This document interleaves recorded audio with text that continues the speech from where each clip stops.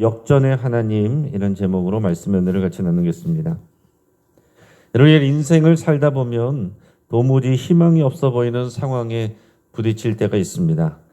모든 문이 닫힌 것 같고 또 사방이 막힌 것 같고 이제는 끝이라고 생각될 때가 있습니다. 그러나 성경은 우리에게 역전의 하나님을 소개합니다. 밤이 가장 어두울 때 별이 가장 밝게 빛난다, 이런 말이 있습니다.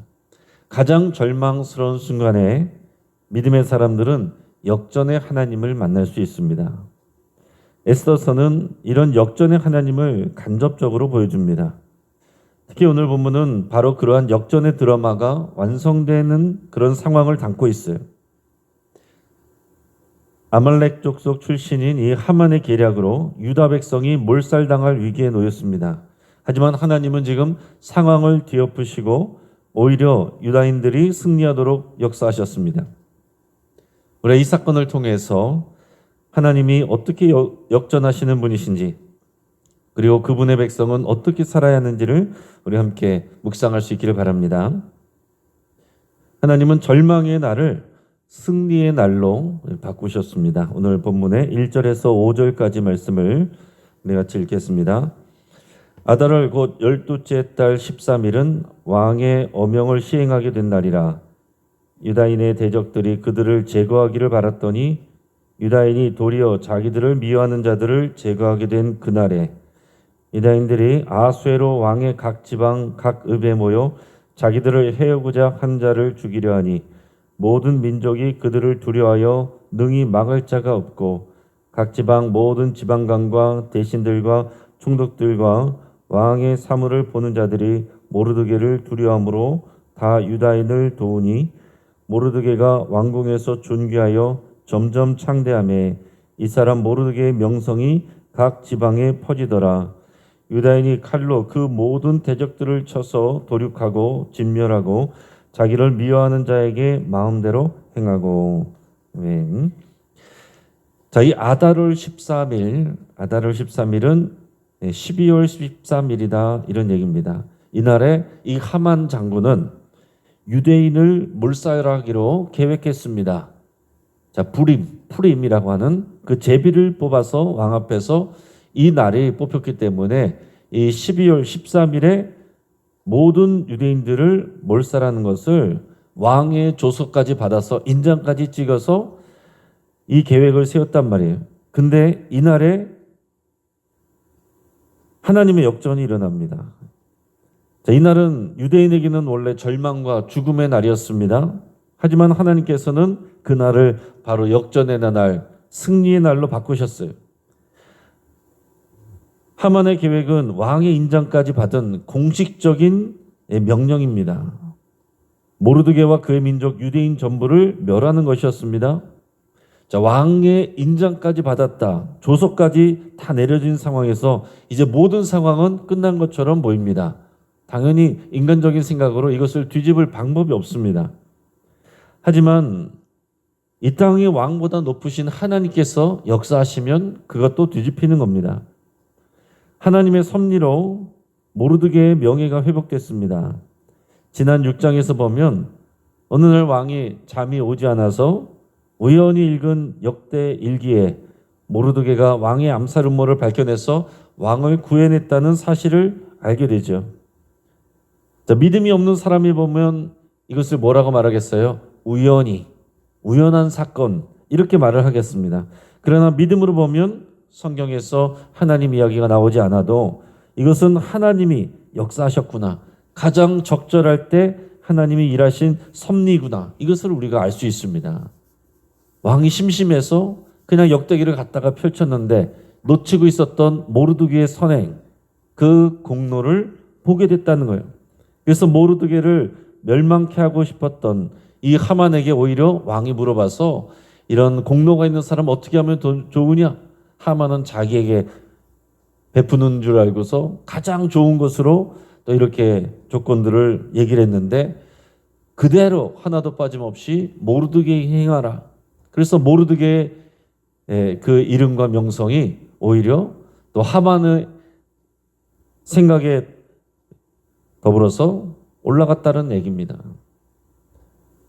이게 사람의 생각과 하나님의 생각이 다르고 하나님의 방법과 사람의 방법이 다릅니다. 또한 하나님은 에스더를 통해서 아하수에로 왕의 새로운 조서를 받아내게 하셨어요. 왕의 조서가 내려서 이제 유다인들은 다 멸살당하게 된 그런 상황에서 하나님은 왕으로 쓰임받았던 이 에스더를 통해서 새로운 조서를 받아내게 하셨습니다. 이 조서로 인해서 죽음의 위협 앞에 있던 이 유대인들은 자신을 방어할 권리를 부여받게 됩니다. 유대인들은 자기를 공격하는 자들에게 그들도 공격할 수 있도록 이 왕의 새로운 조서를 에스더를 통해서 내렸다 하는 얘기죠. 이것은 단순한 방어권 정도가 아니라 이 정의의 회복입니다. 하만이 유대인들을 몰살하려고 했던 이날 아달월 13일, 12월 13일에 도리어 유대인들은 원수들을 치고 다른 민족들에게 두려움의 대상이 됩니다. 자, 페르시아에는요, 유대인들 말고도 다양한 민족들이 와서 살고 있습니다. 그들이 볼 때 유대인들은 소수민족이고 힘없는 자들입니다. 그런데 하나님이 일하시니까 순식간에 유대인들은 다른 민족들에게 두려운 존재가 되는 거예요. 오늘 우리 인생에도 하만의 날처럼 이 절망스러운 상황이 있을 수 있습니다. 누군가가 우리를 괴롭히려는 계획을 세웠거나 부당한 현실에 부딪혔거나 억울한 고난 속에 우리가 있을 수도 있습니다. 그러나 여러분 기억하시기 바랍니다. 하나님은 얼마든지 그 상황을 뒤집어 엎을 수 있다 하시는 겁니다. 하나님이 원하시면, 하나님이 일하시면 모든 상황을 얼마든지 역전시킬 수 있는 거예요. 답은 하나님께 있습니다. 그러니까 중요한 건 뭐냐면은 우리가 하나님 안에서 답을 찾아야지 하나님 밖에서 답을 찾느라고 하나님과 멀리 있어서는 안 된다는 얘기예요. 2차 세계전 당시에 나치는 유대인을 절멸시키기 위해서 최종 해결책을 추진했습니다. 아우슈비츠 같은 수용소는 하만의 계획처럼 철저한 악의 결정체였어요. 그러나 결국 시간이 지나니까 어떻게 됐습니까? 나치 정권은 역사 속에서 무너지고 사라졌습니다.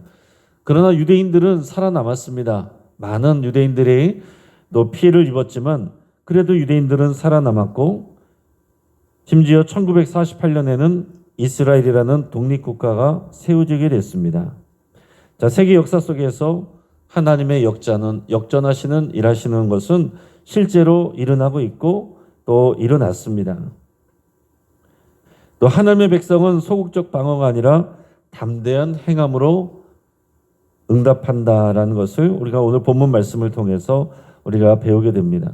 오늘 본문을 보면 어떻습니까? 유대인들은 단순히 자신을 보호하는 수준에 머물지 않아요. 원수들을 치고 상황을 적극적으로 반전시켰습니다. 6절 말씀 우리가 읽겠습니다. 유다인이 또 도성수산에서 500명을 죽이고 진멸하고 10절 있습니다. 곧 함므다다의 손자요 유다인의 대적 하만의 10아들을 죽였으나 그들의 재산에는 손을 대지 아니하였더라. 15절도 있습니다. 아달월 14일에도 수산에 있는 유다인이 모여 또 300명을 수산에서 도륙하되 그들의 재산에는 손을 대지 아니하였고. 아멘. 자, 유대인들이 칼로 그 모든 원수를 쳐서 도륙하고 진멸하였다. 이렇게 기록하고 있습니다. 하만이 유다인들을 다 몰살하려고 했던 아달월 13일, 12월 13일에 거꾸로 유다인들이 그들의 원수들에게 또 이런 일들을 행하였다. 또 수산성에 있는 사람들은 그 다음 날, 그 14일 날에도 추가로 이 일들을 행하였다라고 말하고 있어요. 자, 근데 여러분 이것을 인간적인 그냥 시선으로 보면 마음이 좀 불편해집니다. 왜 그렇게까지 하지? 하나님의 백성들이 왜 오히려 다른 사람들을 죽이고 또 악을 행하는 거 아닌가? 지나친 폭력 아닌가? 우리가 이런 생각을 하기가 쉽습니다. 그러나 여러분 2025년에 사는 우리 시선으로 이때를 그냥 다 해석하면 안 됩니다. 그때의 상황과 그때의 또 시선과 또 하나님의 일하시는 그 하나님의 시선으로 이 모든 것을 봐야 되는데 지금 유대인들이 자기들의 원수들에게 하나님이 주신 은혜로 오히려 거꾸로 저들을 멸절하게 됩니다. 하만의 10아들도 처단합니다. 자, 이것을 그냥 단순히 보복심에 의한 지나친 폭력 이렇게 보면 안 됩니다. 자, 이것은 악의 씨앗을 제거한 것이다 이렇게 봐야 되는 것이고요. 자, 성경은 지금 이 싸움이 개인적인 복수심이 아니라 하나님의 공의의 실현이다라는 것을 보여주고 있는 것입니다. 자, 그 이전에 하나님께서는 하나님의 백성 이스라엘을 공격했던 아말렉 족속을 진멸하라고 하셨습니다. 이 진멸 전쟁은 헤렘이라고 해서 하나님의 공의 심판을 말하는 거예요. 그 당시에 하나님께서는 그 진멸을 말씀하셨을 때에 거기에 있는 사람들을 남기지 않고 그러나 거기에 그들의 재물에는 탐하지 말라 이것을 얘기를 했습니다. 근데 그 당시에 예전에 사울왕은 어떻게 했습니까? 초대 사울왕은 아말렉 족속의 아각 왕을 살려줬어요. 그건 개인적인 인간적인 생각이었습니다. 그리고 사람들이 아까워하면서 물건들 또 재산들은 자기들이 남겨놓고 챙겼단 말이에요. 이것은 철저한 하나님의 말씀에 대한 불순종이었습니다. 인간적인 생각이었어요.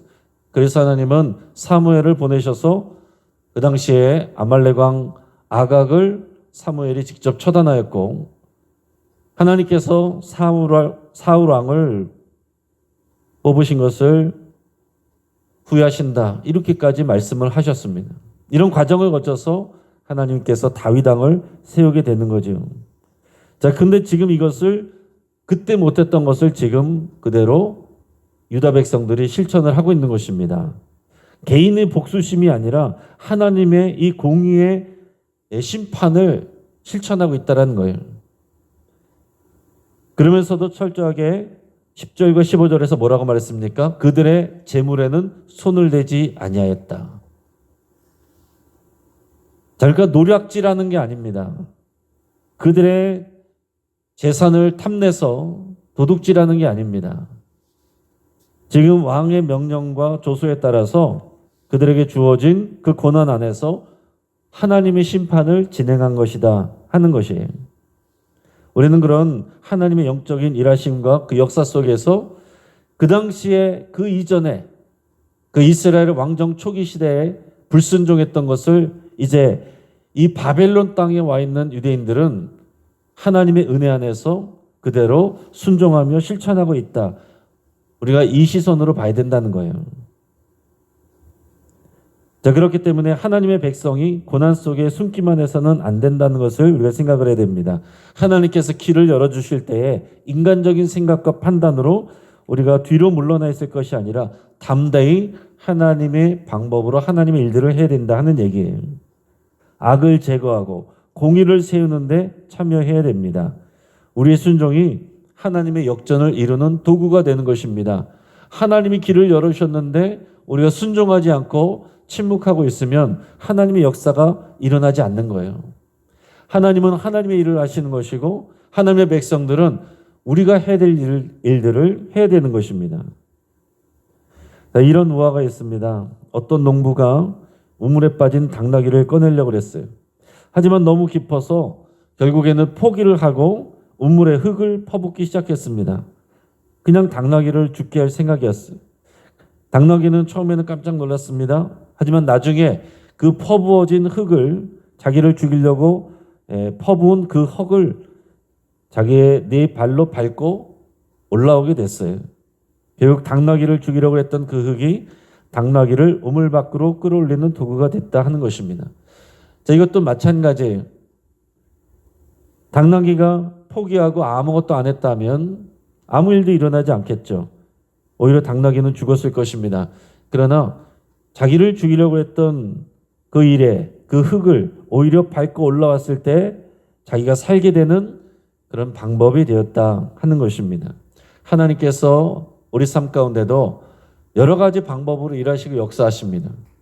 근데 믿음의 사람들은 이것이 하나님의 뜻인 줄 알고 분별할 줄 알아야 돼요. 하나님께서 문을 열어주셨을 때 하나님의 뜻이 무엇인지를 알고 우리의 생각과 우리의 판단을 내려놓고 하나님의 뜻에 순종해야 됩니다. 내 생각을 쥐고 내가 다 판단하고 앉아 있으면 하나님도 판단하고 또 하나님의 뜻에 불순종하게 되는 거예요. 그게 바로 이스라엘 초대왕 사울이 했던 실수였습니다. 그리고 그것이 반복되었고 결국 그로 인한 하나님의 심판으로 인해서 지금 이 유다 백성들이 이 바벨론 땅에 페르시아 땅에 포로로 잡혀와 있는 거예요. 그러나 여기서 이제 그들이 하나님 앞에서 간절히 기도하고 그 위기 가운데서 하나님의 이제 뜻을 알고 하나님 앞에서 철저하게 순종했다 하는 거죠. 이 본문을 통해서 이제 역전의 날을 잊지 않고 기념해야 된다는 것을 우리에게 또 가르쳐 줍니다. 17절에서 19절까지 말씀을 우리 같이 읽겠습니다. 아달월 13일에 그 일을 행하였고 14일에 쉬며 그날에 잔치를 베풀어 즐겼고 수산에 사는 유대인들은 13일과 14일에 모였고 15일에 쉬며 이날에 잔치를 베풀어 즐긴지라. 그러므로 시골의 유다인 곧 성이 없는 고을에 사는 자들이 아달월 14일을 명절로 삼아 잔치를 베풀고 즐기며 서로 예물을 주더라. 아멘. 자, 유다 백성이 승리한 이날을 기억하고 잔치를 열었다라고 그랬어요. 이 일이 이어져서 현재도 이 유대인들은 이 불임절을 자기들의 명절로 중요한 명절로 지키고 있습니다. 자, 이날의 잔치는 단순한 승리 기념만이 아니라 하나님의 은혜를 기억하고 후손에게 전하는 그런 믿음의 고백이 되는 것입니다. 자, 이 잔치를 하는 게 굉장히 중요한 의미가 있다는 거예요. 하나님이 은혜를 주셔서 승리를 주셨습니다. 역전의 역사가 일어났습니다. 이것을 함께 기뻐하며 함께 즐기며 나눌 때에 또 그 자녀들은 그것을 보면서 그 교훈을 배우게 되는 거예요. 지금도 유대인들은 이 불임절을 이때의 일들을 지금도 지키는 것은 후손들을 위하는 것입니다. 후손들이 이 역사를 기억하고 역사 속에서 역사하신 하나님을 알게 하는 교육의 현장이 되는 거예요. 믿음의 전수가 일어나고 있는 것입니다. 여러분, 우리가 주일에 예배하는 것도 마찬가지예요. 우리가 어떤 종교적 의무를 감당하는 것, 그 정도가 아닙니다. 아니면 우리의 종교적 필요를 그냥 채우는, 우리가 고객으로서 서비스 받는 그런 것이 아닙니다. 하나님이 예수 그리스도의 그 살과 피로 베푸신 그 잔치에 참여하는 거예요. 그렇기 때문에 여러분, 주일을 하나님이 주신 그 기쁨 안에서 충분히 잔치 하나님의 베푸신 그 안에서 기쁨과 은혜를 누려야 되는 겁니다. 예수님의 살과 피를 먹고 마시는 그 은혜와 기쁨이 주일 안에서 일어나야 되는 거예요. 나의 어떤 죄책감을 덜기 위해서 단순히 참여하거나 나의 소원을 이루기 위해서 종교적 의무를 감당하기 위해 잠깐 들리거나 하는 그런 예배가 아니라 하나님의 베풀으신 그 은혜 안에서 공동체가 함께 참여하여 그 기쁨을 누리고 나누는 것, 그게 주일에서도 하나님의 베풀으신 잔치에 참여하는 일들이에요. 자, 이 불임절이라는 이름 자체가 푸르, 제비를 뽑는 거기에서 왔다고 말씀드렸습니다. 하만이 유대인을 멸하기 위해서 제비를 뽑았는데 하나님은 그 제비조차도 하나님께서 하나님의 주권으로 사용하셨다 하는 거죠.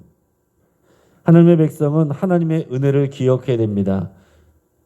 자, 이스라엘 백성들이 이런 하나님의 큰 역사가 있을 때마다 이것을 기념하고 잔치를 베풀고 이것을 또 되새겼습니다. 하나님이 일하신 것은 단순한 기적이 아니라 이들의 믿음의 고백이 되는 거예요. 그리고 더 나아가서 후손들에게 믿음의 유산으로 전수되고 있는 것입니다. 우리가 이것을 배워야 되는 거예요. 우리도 하나님의 역전을 경험했다면 그것을 기념해야 되고 그것을 나누어야 되고 간증해야 되고 역전의 하나님을 찬양할 뿐만 아니라 그 하나님을 공동체와 함께 나누고 또 자손들에게 전해야 됩니다. 우리 지금 1세대, 2세대 또 우리는 신앙의 부모님들이 얼마나 또 간절한 믿음과 기도를 통해서 하나님의 일하심을 경험하고 은혜를 누렸습니까? 근데 우리의 추억으로만 남아있으면 안 된다는 거예요. 이것을 함께 기뻐하면서 그 기쁨이 너희 공동체와 같이 공유되어야 되고, 그리고 이것이 우리 후손들에게 계속 이어져야 되는 것입니다. 우리 영신교회가 이제 50주년을 맞이하면서 또 설립 50주년 감사예배를 6월 1일에 우리가 준비하는 것, 이것은 그냥 단순한 행사를 준비하는 게 아닙니다. 하나님께서 어떻게 일하시고 역사하셨는지, 50년 동안 하나님께서 어떤 은혜들을 베풀으셨는지, 많은 위기들도 있었고 어려움들도 있었고 또 힘든 일들도 있었지만 하나님께서 그것을 역전시키시고 어떻게 은혜를 주셨는지 우리가 이것을 기억하고 하나님을 찬양하며 공동체 함께 기뻐하고 또 이것을 우리 다음 세대들에게 전수하는 게 중요하다는 거예요. 또 어른들만의 또 우리끼리 즐거웠다 수고했다 그런 잔치로 끝나면 안 되고 이것을 잊지 않고 기념하는 이 유대인들의 이런 모습을 우리가 배워야 한다 하는 거죠. 그래서 이 에스더 9장의 메시지는 단순한 역사적 사건이 아닙니다. 이것은 지금도 살아계신 하나님께서 우리의 삶 속에 어떻게 일하고 계신지를 보여주는 거예요. 생생한 증거입니다. 이런 기록들을 남겨놓은 것은 이 역사를 통해서 오늘 이 시대에 우리가 살아계시고 역사하시고 동일하게 일하시는 하나님을 다시 만나라는 겁니다. 하나님이 일하시면 절망의 날이 승리의 날로 바뀔 수 있습니다. 하만이 모르드게를 죽이려고 했는데 오히려 하만이 자신이 준비한 장대에 매달려 죽었습니다. 또한 하만의 권력과 명성이 오히려 그대로 모르드게에게 또 전해졌어요. 모르드게의 그 명성이 점점 더 전국에 퍼져나갔다라고 그랬습니다. 또 죽으면 죽으리다 이 믿음으로 기도하고 순종했던 에스더는 오히려 왕의 더 큰 총애를 받게 됐습니다. 그리고 자기만 잘 지내는 것이 아니라 모든 유다 민족들의 존경을 한 몸에 받게 되었다 하는 거예요. 자, 우리 지난 이민족의 역사도 보면 1950년 6월 25일 전쟁이 발발한 지 얼마 지나지 않아서 이 남한은 낙동강 전선까지 밀리면서 패망 직전에 놓였었습니다. 서울은 그 당시에 이미 함락됐고 국민들은 공포와 절망에 빠졌습니다. 그러나 이때 한국교회는 하나님 앞에 엎드려 기도했습니다. 이 피난지였던 이제 조그만 이 남아있던 희망인 이 대구 지역을 비롯해서 전국 곳곳에서 철야 기도와 금식 기도, 통곡 기도가 통곡하며 통성으로 기도하는 기도들이 이어졌습니다. 그 당시에 대구제일교회 이인호 목사님과 성도님들은 하나님이 이 민족을 버리지 않으신다는 또 그 믿음을 가지고 밤낮을 가리지 않고 또 부르짖어 기도했습니다. 또 다른 목회자들과 성도들도 함께 마음을 모아서 기도했습니다. 결국 절망의 한가운데서 1950년 9월 15일에 인천 상륙작전이 성공하면서 전세가 역전됐어요. 여러분 이것을 우리는 학교에서 그냥 역사로 배웠습니다. 역사적으로는 이것은 군사적 전략의 승리로 기록하고 있어요. 그러나 그 이면에는 수많은 믿음의 성도들이 드린 눈물의 기도가 있었습니다. 여러분 세상은 메가더 장군을 기억할지 몰라도 하나님은 무릎 꿇은 성도들을 기억하셨습니다. 하나님은 역전의 하나님이세요. 그러나 아무 때나 역전시키는 게 아닙니다. 하나님을 신뢰하고 그 앞에 생명을 걸고 엎드려 기도하는 백성들에게 역전의 하나님께서 일하시는 겁니다. 우리는 하나님을 생명을 걸고 기도해야 됩니다. 하나님 앞에 생명을 걸고 기도해야 돼요. 우리가 시간이 날 때 여유가 될 때 그럴 때만이 아니라 정말 하나님께 우리 인생을 걸어야 됩니다.